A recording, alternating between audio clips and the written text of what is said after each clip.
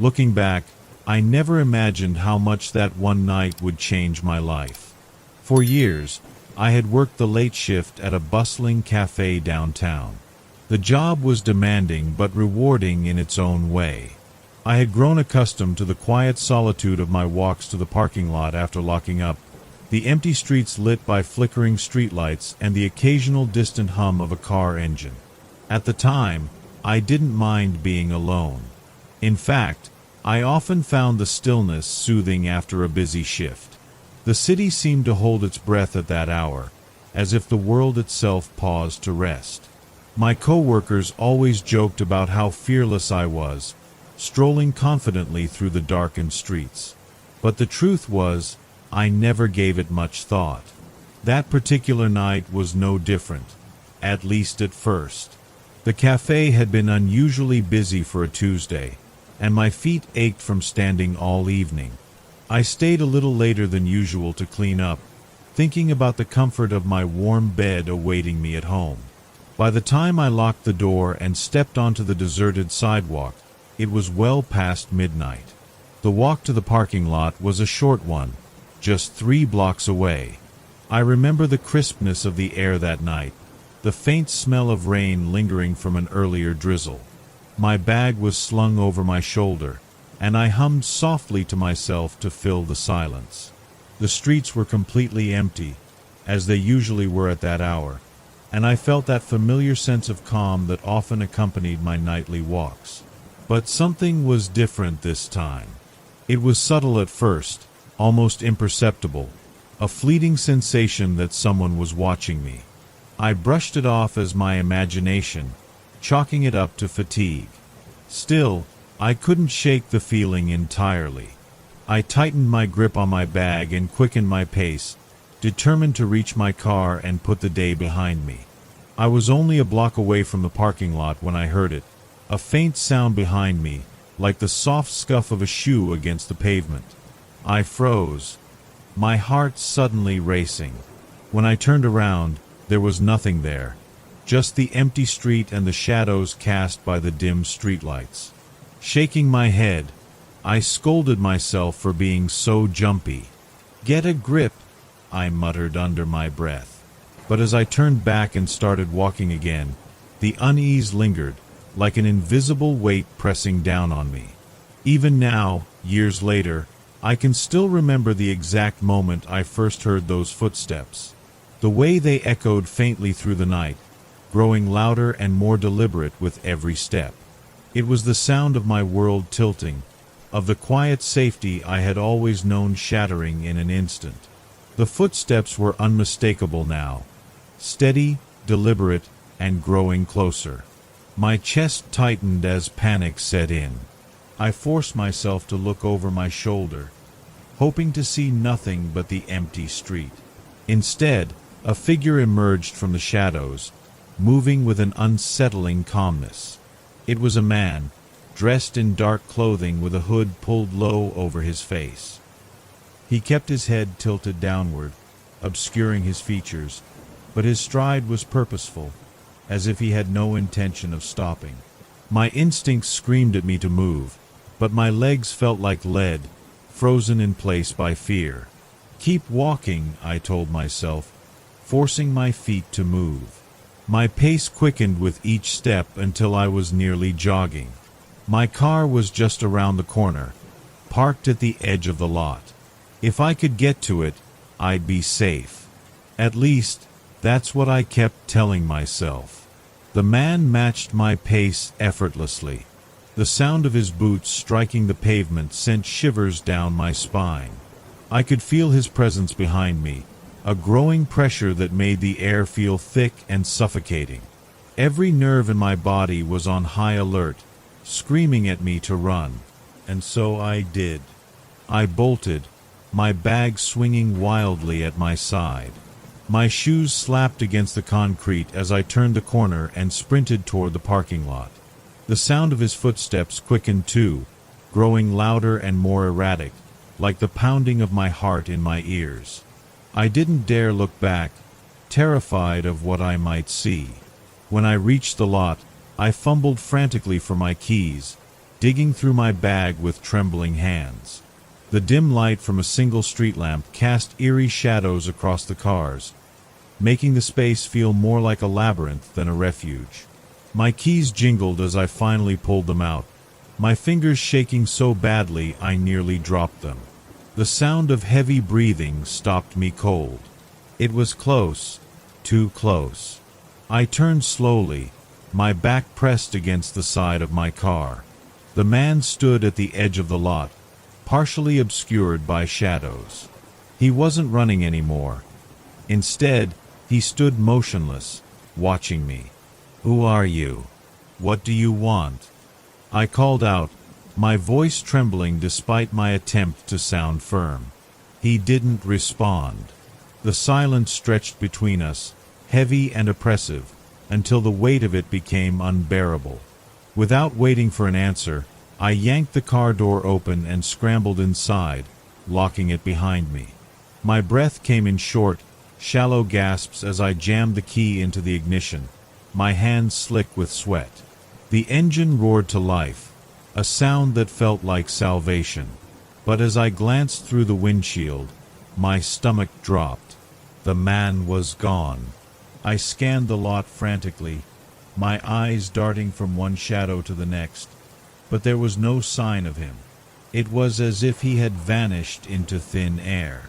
My hands gripped the steering wheel tightly as I backed out of the space, my headlights cutting through the darkness. As I pulled onto the main road, I felt a wave of relief wash over me, but it was short-lived. In the rearview mirror, I saw him again, standing in the middle of the street, illuminated by the glow of my taillights. He didn't chase me this time. He just stood there, watching as I drove away. That image is seared into my memory, even now. The stillness of his figure, the way he seemed to dissolve into the shadows as I sped away.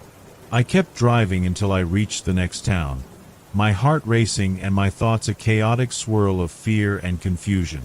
The man hadn't spoken a single word, but his presence had said enough. I didn't know who he was or why he had followed me, but I knew one thing for certain: I never wanted to see him again. I barely slept that night. The safety of the small motel room I'd found in the next town felt paper-thin, its walls incapable of keeping out the haunting image of that man. Every creak of the building and every gust of wind against the window made me flinch. By morning, I felt as though I'd aged a decade. The following day, I forced myself to go to work. I had debated calling in sick, but the thought of staying home alone was worse. Work, I hoped, would offer some distraction, some semblance of normalcy to push the memory of that night into the back of my mind. As I walked into the office, the fluorescent lights and hum of activity felt oddly surreal. Everything seemed normal, too normal, like I had stepped into a different world, leaving the terror of the night before behind. My co-workers greeted me as usual, oblivious to the turmoil churning inside me. I tried to lose myself in tasks, but every so often, my mind would wander. My eyes would flick to the window, half expecting to see him standing there, his hood pulled low and his figure wrapped in shadow. The thought made my stomach churn. During my lunch break, I couldn't help but bring it up to my coworker, Lisa. She had a way of making even the worst situations seem manageable, and I desperately needed some grounding. "You look like you've seen a ghost," she said, sipping her coffee as we sat in the break room. I hesitated for a moment before recounting what had happened, leaving out the most unsettling details. I told her about the strange man following me, how he had appeared in the parking lot, and the lingering sense of unease that hadn't left me since. Lisa listened intently, her expression growing more serious with each word. When I finished, she set her coffee cup down and leaned closer. "That sounds terrifying," she said. "But maybe it was just some creep trying to scare you. People can be so weird these days." Her attempt to rationalize the situation didn't ease my nerves. Something about the man felt more than just weird. It felt wrong, like he wasn't entirely human. But I couldn't bring myself to say it out loud. It sounded absurd, even to me. By the time I got home that evening, the sun was setting, and my earlier unease returned in full force. I locked every door and window, pulling the curtains tightly shut.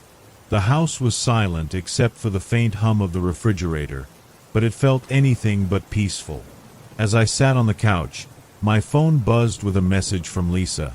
"If you're still feeling off, call me. Don't be alone if you're scared." Her words were comforting, but I didn't reply. I didn't want to drag anyone else into whatever this was. Instead, I distracted myself with a mindless TV show, trying to drown out the gnawing anxiety. But then, as the hours passed, something changed. A faint noise broke the quiet, a soft, rhythmic tapping. At first, I thought it was the wind, but it was too deliberate. My heart sank as the realization hit me. It was coming from the front door. The tapping was soft but insistent, like a deliberate taunt meant to draw me closer. My heart pounded as I froze on the couch, every muscle in my body screaming for me to ignore it. But my curiosity, or perhaps my fear, got the better of me. I muted the TV, plunging the room into an unsettling silence. The tapping continued, rhythmic and steady, as though whoever, or whatever, was on the other side knew I was there. Slowly, I stood up, careful not to make a sound, and crept toward the door. Through the peephole, I expected to see nothing but the dimly lit porch. Instead, my stomach turned as I caught sight of the same hooded figure standing motionless, his face obscured by shadow. He was closer now than he had been the night before, just a few feet away from where I stood. A wave of nausea hit me, and I stepped back instinctively, my breath shallow and quick. He knew where I lived. Somehow, he had followed me, despite all the precautions I had taken to lose him. Panic surged as I considered my options. Should I call the police? Should I try to confront him? Before I could decide, the tapping stopped. The silence was deafening, as though the air itself was holding its breath. I waited, every nerve in my body on edge, but the figure didn't move. He simply stood there, a statue cloaked in darkness. And then, just as suddenly as it had started, he turned and walked away. His steps were slow and deliberate, disappearing into the shadows of the street. I waited for what felt like an eternity before daring to breathe again. My first instinct was to lock every door and window in the house, reinforcing them with whatever I could find. But no matter how many locks I turned or furniture I pushed against the doors, I couldn't shake the feeling that he would be back. I didn't sleep that night. I stayed curled up on the couch, clutching my phone with trembling hands. Every creak of the house and rustle of the wind outside sent a jolt of fear through me. By the time dawn broke, my exhaustion was overwhelming, but the sense of relief I felt at the daylight was enough to pull me out of my stupor. I decided I couldn't keep this to myself any longer. I needed answers. After a quick shower and a change of clothes, I drove to the diner where I'd agreed to meet a few friends for breakfast. I hoped their company would provide some clarity, or at least a distraction. Lisa and Mark were already seated when I arrived, their laughter cutting through the cozy hum of the restaurant. As I slid into the booth, Lisa's smile faded as she took in my pale face and bloodshot eyes. "You look like you've been through hell," she said, concern lacing her voice. "What's going on?" I hesitated before launching into the full story, sparing no detail this time. The strange man, the parking lot, the knock at the door, it all came tumbling out in a rush of words. By the time I finished, both of them were silent, their expressions a mix of disbelief and worry. Mark was the first to speak. "That's creepy as hell. Are you sure it wasn't just some crazy guy messing with you?" Lisa shook her head. No, it sounds too calculated. Too specific. What kind of person follows someone like that? And to their home. Her words sent a shiver down my spine. I hadn't allowed myself to fully process the implications of what had happened. But hearing it out loud, framed by someone else's perspective, made it feel all the more real.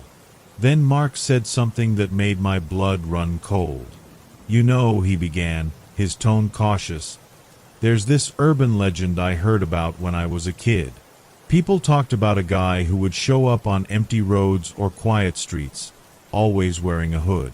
They said he wasn't really a man, but something else. Something that feeds on fear. Lisa shot him a sharp look.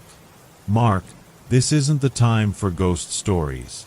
But Mark held up a hand. I'm serious. The details match. The following, the knocking. It's too similar to ignore. I didn't know what to think. Part of me wanted to dismiss it as a coincidence, a figment of my overactive imagination. But another part, the part that couldn't forget the way the hooded man had stared at me, wondered if there was some truth to Mark's words. As I left the diner, my mind was a whirlwind of doubt and fear. Whatever had happened, one thing was clear: I couldn't let my guard down. Not until I knew for sure that the hooded man, or whatever he was gone for good. The hours after my conversation with Lisa and Mark felt surreal, as if I were walking through a waking nightmare. Mark's story about the hooded figure lingered in my mind, feeding my unease. It wasn't just the absurdity of his claim, it was the way it mirrored my own experience. Every detail seemed to align, as though the man who had followed me was more than human, something unnatural. Determined to regain some sense of normalcy, I went home and tried to distract myself with mundane tasks. Cleaning the kitchen, folding laundry, scrolling through my phone. But the unease lingered, gnawing at the edges of my thoughts. I couldn't stop checking the windows, expecting to see the hooded figure standing outside, waiting for me to let my guard down. Nightfall came quicker than I'd expected, and with it, the same suffocating dread I'd felt the night before. Every creak of the house, every rustle of the wind outside, seemed amplified in the darkness. I turned on every light in the house, but it did little to dispel the sense of being watched. Then, just as I was beginning to think I might get through the night without incident, I heard it. The faint, deliberate tapping at the front door. I froze, my breath caught in my throat. The tapping was identical to the night before. Soft, insistent, and somehow mocking. Slowly, I crept toward the door, my heart pounding in my chest. I didn't need to look through the peephole to know who was there, but I couldn't stop myself. There he was, the hooded man, standing motionless on my porch. This time, he was closer than before, his face still obscured by the shadow of his hood. But now I could see more details. The frayed edges of his clothing, the faint glint of something metallic in his hand. I stumbled back from the door, panic surging through me. My first instinct was to call the police, but I hesitated. What would I even tell them? That a man was standing on my porch, not doing anything except terrifying me? I doubted they'd take me seriously. The tapping stopped abruptly, and I dared to glance back through the peephole. He was gone. Relief washed over me, but it was short-lived. A loud bang echoed through the house, coming from the back door. My blood turned to ice as I realized he was trying to find another way in. I grabbed the nearest object I could use as a weapon, a heavy lamp from the side table, and moved toward the back of the house, my legs trembling with every step. The door rattled violently, as though someone, or something, was trying to force it open. I clutched the lamp tighter, bracing myself for what might come through. But then, as suddenly as it had started, the noise stopped. Silence enveloped the house once again, and I stood there, frozen, waiting for the next move.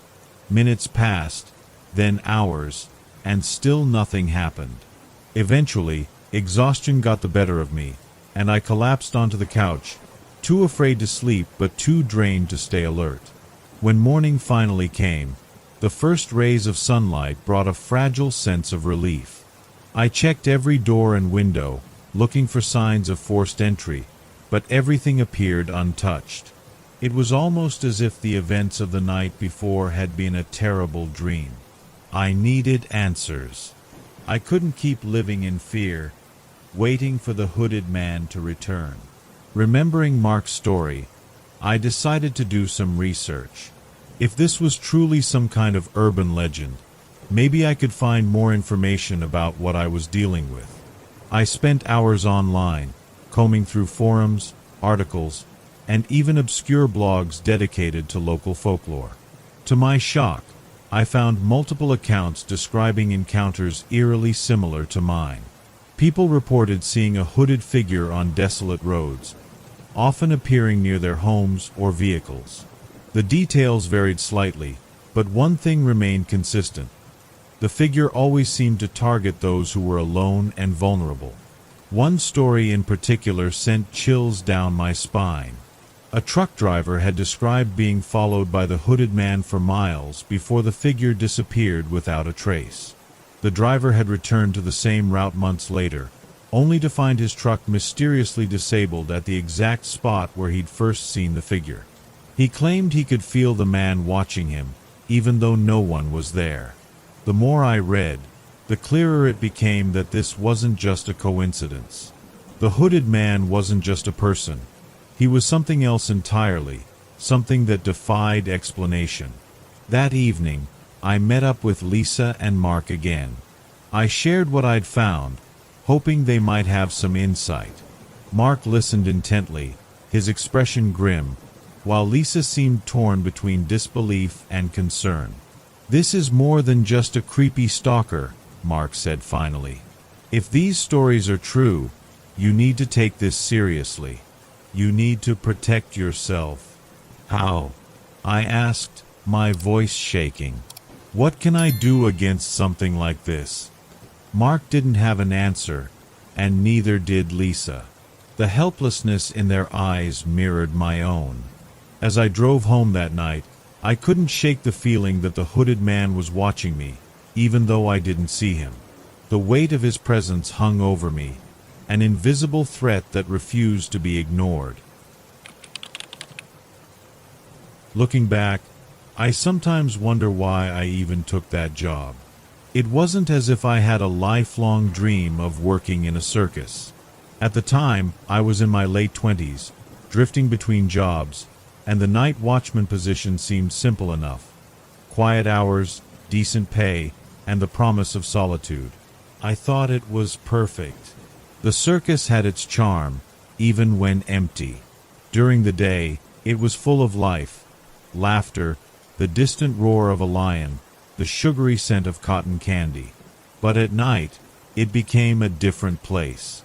The silence was almost deafening, broken only by the creaks of old wood and the occasional rustle of the wind through the tents.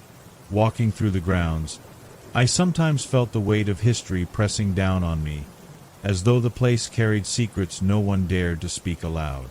That night started like any other. I arrived at my post just as the last workers were leaving. The manager gave me a quick nod and reminded me to lock up the main tent before my shift ended. It was routine by then: patrol the grounds, check for any unusual activity, and make sure nothing was out of place. Easy. By midnight, I had done my rounds twice and settled into the small office near the entrance. The desk lamp cast a dim glow, and I busied myself with a book I had brought along. The hours dragged, and as always, my thoughts wandered. I often imagined the lives of the performers, how they must feel constantly traveling, performing for crowds, then packing up and doing it all again in the next town. It seemed both glamorous and exhausting. Around 2 a.m., I decided to do one last check before calling it a night. The air was crisp, and the darkness seemed thicker than usual. As I passed by the performers' dressing rooms, I noticed something odd. One of the mirrors in the hallway caught my eye. Not because of my reflection, but because there seemed to be something behind me. A figure. It was faint, almost a shadow, but it was there. A man, wearing what looked like a mask. I froze, staring at the glass, hoping it was some trick of the light. Slowly, I turned around, expecting to see nothing. And I was right. There was no one there. But when I looked back at the mirror, the figure was still there, standing perfectly still, its face obscured by the mask's eerie design. I felt my chest tighten. "Who's there?" I called out, my voice wavering more than I intended. The figure didn't move. "If this is some kind of joke, it's not funny," I added, trying to sound more assertive. Silence. Then, without warning, the figure in the mirror tilted its head slightly, as if studying me. My breath caught in my throat, and a chill ran down my spine. I blinked, and just like that, it was gone. I stood there for what felt like an eternity, my mind racing. It had to be a trick of the light, or maybe my own reflection distorted somehow. But deep down, I knew that wasn't it. Something about the way it moved, the deliberate tilt of its head, it felt deliberate. Shaking off the unease, I hurried through the rest of my round, avoiding any more mirrors. By the time I returned to the office, my hands were trembling. I convinced myself it was nothing, just my imagination playing tricks on me after a long day. Still, I couldn't shake the feeling that I wasn't alone. When my shift finally ended, I practically ran to my car. I told myself I'd sleep it off and laugh about it in the morning. But as I started the engine and glanced in the rearview mirror, my heart stopped. Standing just beyond the edge of the light was the masked figure, watching me. I didn't wait to see what it would do. Slamming my foot on the gas, I sped out of there, my pulse racing. As the circus disappeared in the distance, I promised myself I'd never look back.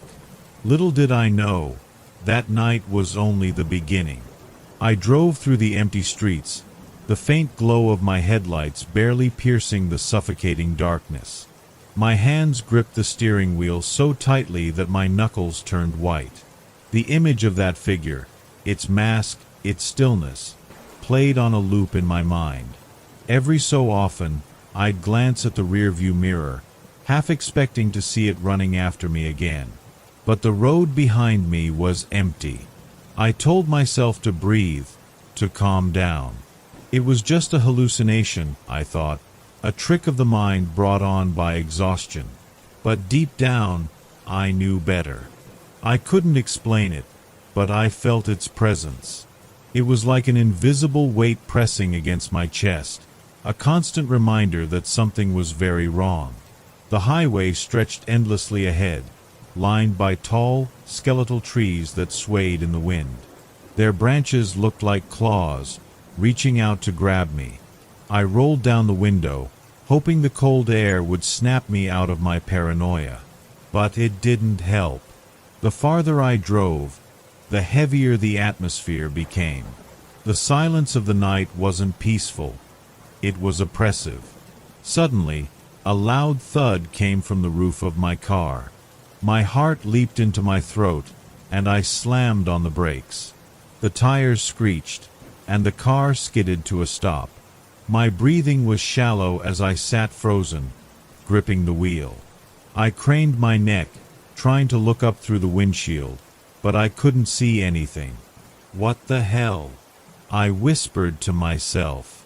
The thud came again, louder this time, like something, or someone, was deliberately stomping on the roof. I didn't want to look, but I couldn't stop myself. Slowly, I opened the door and stepped out, the gravel crunching under my boots. The cold wind bit at my face, and every instinct screamed at me to get back in the car. But curiosity, or maybe stupidity, drove me forward. I walked around to the side of the car, my heart pounding in my ears. As I looked up, I saw it. The masked figure was crouched on the roof, its head tilted in that same unsettling way. Its mask caught the moonlight, revealing intricate patterns etched into its surface, almost ceremonial. It didn't move, but I felt its gaze pierce through me. "Who are you? What do you want?" I shouted, my voice trembling. It didn't answer. Instead, it slid off the roof with an unnatural fluidity, landing silently on the ground in front of me. My legs felt like lead as it began to step closer. I stumbled backward, my back hitting the car. My instincts kicked in, and I scrambled to get back inside, slamming the door shut just as its hand reached for the handle. The engine roared to life, and I floored it, not daring to look back. I sped down the highway, my eyes darting between the road ahead and the rear-view mirror. The figure was gone, but the sense of dread lingered. I couldn't shake the feeling that it was still watching, waiting. I didn't stop driving until I reached a gas station miles away. The fluorescent lights and the faint buzz of a vending machine felt like a lifeline, pulling me out of the nightmare. The attendant looked up as I walked in, my disheveled appearance drawing his attention. "Long night?" he asked casually. "You have no idea," I muttered, grabbing a bottle of water from the cooler. My hands were still shaking as I paid and returned to the car. I sat there for a while, trying to collect myself. The logical part of me wanted to believe it was over, that I had outrun whatever that thing was. But a small, nagging voice in the back of my mind told me otherwise. When I finally made it home, the sun was beginning to rise. I parked in the driveway and sat there, staring at my own reflection in the rear-view mirror. My eyes were bloodshot, and my face was pale. The events of the night felt surreal, like a bad dream. But the scratches on my car's roof told a different story. I quit the circus job that same day. When the manager called to ask why, I didn't give him an explanation.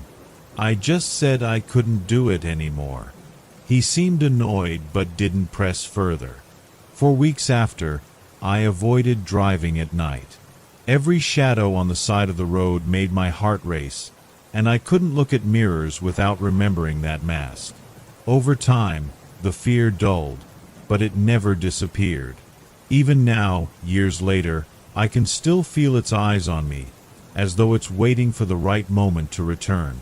And maybe, just maybe, it will. For weeks, I lived in a state of constant paranoia. Every sound in the dead of night, every shadow that danced against the walls, reminded me of that masked figure. I tried to rationalize what had happened, tried to convince myself it was a prank, a figment of my overworked mind, but deep down, I knew better. I avoided telling anyone the full story. When my family asked why I quit the circus job, I blamed long hours and low pay. Friends teased me about being lazy or not having the grit for night work. I laughed along, pretending their jokes didn't bother me, but I could never bring myself to share the truth. Who would believe me? A masked figure stalking me in the dead of night sounded like something out of a bad horror movie. Despite my efforts to move on, the memories clung to me like a shadow. I started noticing small things I would have ignored before. Lights flickering in the house, the faint creak of floorboards when I was alone, the feeling of being watched. At first, I dismissed them as paranoia. But as the days turned into weeks, these incidents grew harder to ignore. One night, I awoke with a start, my chest tight and my breath shallow. My room was dark except for the faint glow of the streetlight filtering through the blinds. Something felt off. I couldn't put my finger on it, but the air was heavier, colder. My eyes scanned the room, searching for anything out of place. That's when I saw it, a faint silhouette standing in the corner near my closet. My heart raced as I squinted, trying to make out what it was. A coat? A shadow cast by furniture? But the longer I stared, the clearer it became. The figure was still, almost blending into the darkness, but its presence was undeniable. I reached for my phone, fumbling to turn on the flashlight. The beam of light cut through the room, and just like that, the figure was gone. The corner was empty, as if nothing had been there. I didn't sleep that night. I stayed awake with the lights on, my back pressed against the headboard. Every noise, every creak of the house settling, sent my nerves into overdrive. When dawn finally broke, I decided I couldn't stay silent any longer. I needed answers. The next day, I decided to revisit the circus grounds. It had been abandoned for years, left to decay as nature reclaimed it. The thought of going back made my stomach churn, but I felt like I had no choice. I had to know if there was something, anything, that could explain what I'd experienced. When I arrived, the place was eerily quiet. The once vibrant tents were now tattered, their colors faded to dull grays and browns. The Ferris wheel stood like a rusting skeleton against the sky, and weeds sprouted through cracks in the pavement. The air smelled of damp wood and decay. I wandered through the grounds, memories flooding back with each step.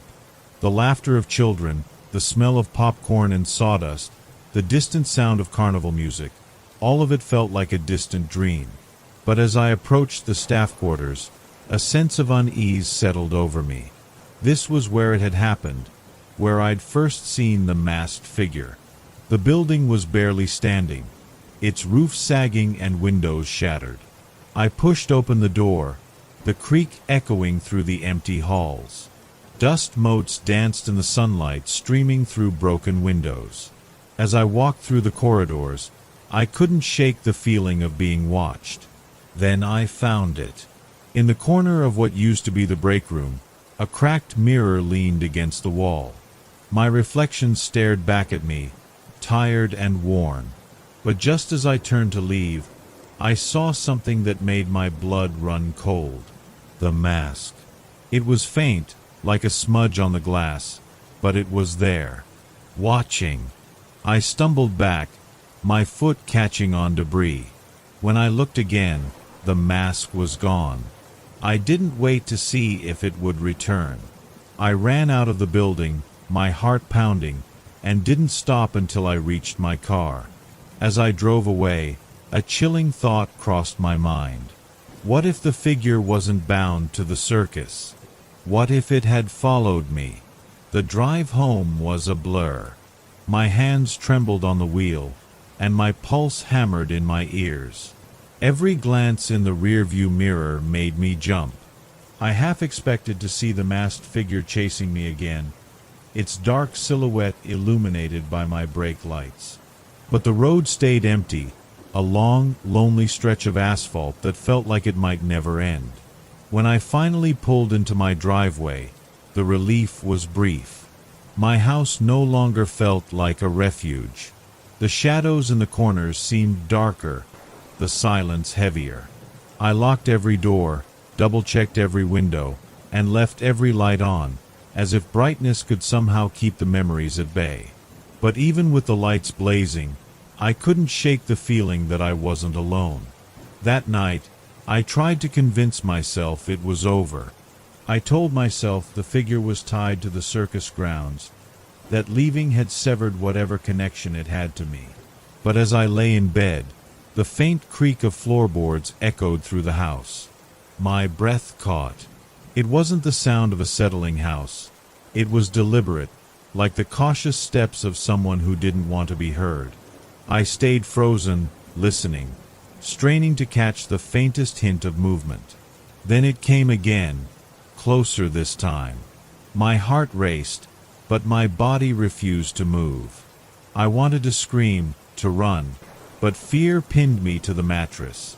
The sound stopped just outside my bedroom door. I don't know how long I lay there, paralyzed, staring at the door. Minutes, hours. It felt like an eternity. Eventually, I mustered the courage to grab my phone and turn on the flashlight. The beam cut through the darkness, casting long, jagged shadows. I tiptoed to the door, gripping the handle with trembling hands, and yanked it open. The hallway was empty. Nothing but the faint hum of the refrigerator from the kitchen. But as I turned to close the door, something caught my eye. On the mirror at the end of the hall, written in the dust, were 2 words: "I'm here." Panic set in. I grabbed my keys and bolted out the door. I didn't care that it was the middle of the night. I didn't care that I had nowhere to go. I just needed to get away. The cool night air stung my skin as I started the car and pulled out of the driveway, my tires screeching on the pavement. I drove aimlessly, my thoughts racing faster than the car. Who or what was tormenting me? Why had it chosen me? And more importantly, how could I make it stop?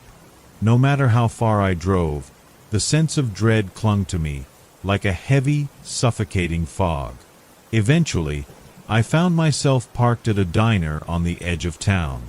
The neon sign flickered weakly, casting a sickly red glow over the cracked parking lot. Inside, the air smelled of burnt coffee and stale grease. I sat in a corner booth, nursing a cup of black coffee and trying to calm my nerves. The waitress, a woman with kind eyes and a voice like a lullaby, noticed my distress. "Rough night?" she asked, her tone laced with genuine concern. I hesitated, debating whether to tell her the truth. In the end, I gave her a watered-down version of the events. I expected her to laugh or dismiss me, but instead, her face grew serious. "You're not the first person to talk about something like this," she said quietly, glancing around as if making sure no one else was listening. "There are stories about things tied to places. Sometimes they latch on to people. And once they do, they're hard to shake." Her words sent a chill down my spine. "What do I do?" I asked, my voice barely above a whisper. She didn't have an answer. Instead, she just shook her head and walked away, leaving me alone with my thoughts. To hear more stories like this, subscribe and leave a like.